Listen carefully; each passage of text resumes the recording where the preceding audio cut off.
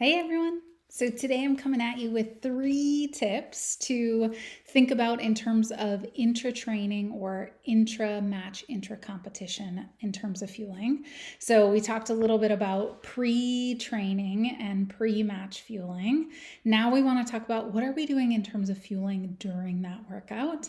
And it really depends how long. So the first tip is thinking about the duration of your exercise and also the intensity.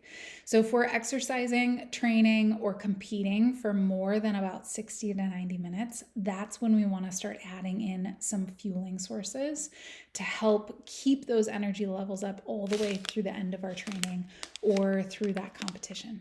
So typically that kind of range of when we want to start adding in some carbohydrates is going to be between 60 and 90 minutes. And it really depends on the intensity at which we're training or competing at. If it's a lower intensity, say I'm just going for a really easy light jog, it's more of a recovery jog, it's not super intense or speed work, we might not need to add in carbohydrates. The other caveat here where we talk a little bit more in one-on-one coaching is depending on when your training is falling in relation to your meals and snacks throughout the day. That might be dependent on if we want to add in some carbohydrate during your training session, just depending on what food is looking like outside of that. So just keep in mind, if I know my training or competition is going to be going above about 60 to 90 minutes, I might want to consider adding in carbohydrates so that I can really get the most out of my exercise and feel my best throughout. So second tip is how much? So what should I be adding in? I get this question a lot from athletes. How do I know how much I need to be adding in?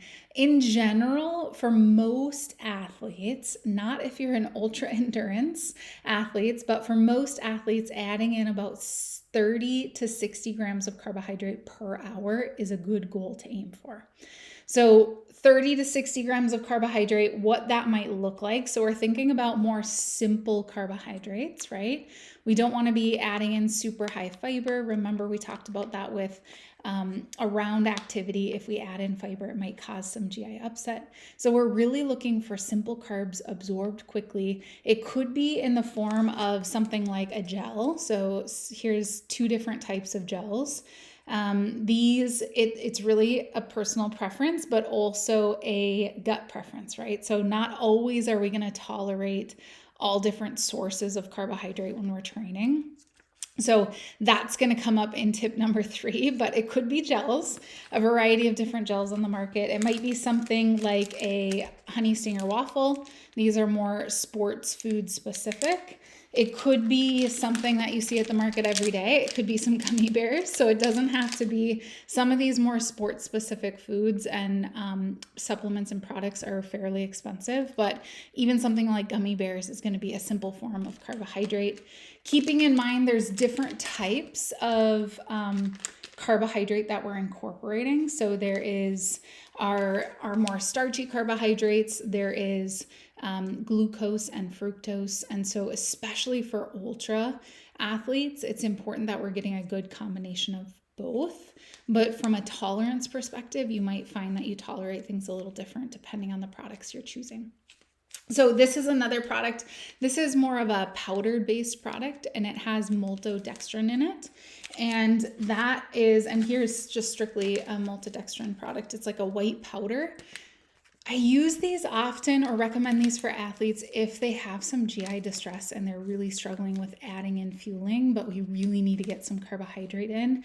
These tend to be tolerated a little bit better by the gut. So it could be Cytocarb, it could be Vitargo, those types of products. Cis has a great product line as well for some of those maltodextrins. Also, energy chews, these are out there. These would be something similar to what you're getting with more gummies. Sometimes the energy chews have also electrolytes in them, sodium, things like that can help in terms of that performance piece. And then last but certainly not least, it can be food sources. It could be applesauce, it could be goldfish, it could be a banana. Some athletes will do little like potato pancakes or rice balls, things like that are easy to kind of pack along with and consume along the way, but not necessarily some of these more like sport food type things. And that's where tip number 3 comes in. So we're aiming for, if we're exercising more than 60 to 90 minutes, we're competing, we're adding in carbohydrate. How much carbohydrate? Between 30 and 60 grams per hour, depending on the duration, depending on the intensity, things like that, and also your tolerance and when your meal was ahead of time. And then tip number 3 is never try this out during competition.